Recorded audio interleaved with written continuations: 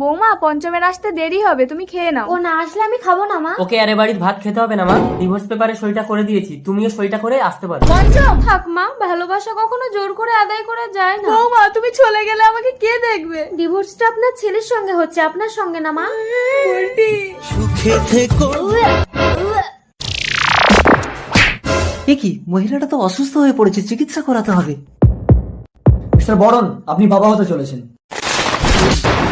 কিছু মনে করবেন না, আসলে ডাক্তারবাবু আমাদের এলাকায় নতুন। বাই দ্য বাই, আপনাদের বাড়িটা কোথায়? বর্তমানে আমার কোনো বাড়ি নেই। সে কি? আমাকে একটা কাজ খুঁজে দেবেন? না না, এই অবস্থায় আপনাকে কাজ করতে হবে না, এই বাড়িতে আমি একা থাকি, আপনি এখানে থাকুন, আমি আপনাকে খেটে খাওয়াবো। আপনি একা থাকেন, লোকে তো আমাকে বদনাম দেবে। এসো আমরা নতুন সম্পর্ক গড়ি 10 বছর পর। মা আমি খেলতে যাচ্ছি। না একদম যাবি না, আমি কাজে যাচ্ছি। মানুষটা বাড়িতে একা আছে শোনাই। সেদিন গাড়ির চাকাটা আমার পায়ের উপর থেকে না গিয়ে আমাকে পিষিয়ে দিলে ভালো হতো। ও কথা একদম বলবে না, আমি তোমাকে খেটে খাওয়াবো। মেয়েরা শুধু একটু ভালোবাসা চায়, যার অভাব তুমি কোনোদিন দাওনি। আসি। তাড়াতাড়ি ফিরে আসবে বলটি।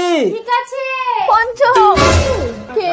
কাজ থেকে ফেরার পথে আপনার ওষুধগুলো দিতে এলাম। কি অবস্থা হয়েছে আপনার? ওকে তো একটা বিয়ে করতে বলতে পারেন। ও প্রতিজ্ঞা করেছে জীবনে বিয়েই করবে না। মা একটু বসো, আমি তোমার খাবারটা বানিয়ে আনছি। কেমন আছো তুমি? পঞ্চম বুলটির সাথে কথা বল। সরো আমি করে দিচ্ছি। নিজের চরকায় তেল দাও। আমাকে ওভাবে বলো না, ডিভোর্সটা তুমিই দিয়েছিলে।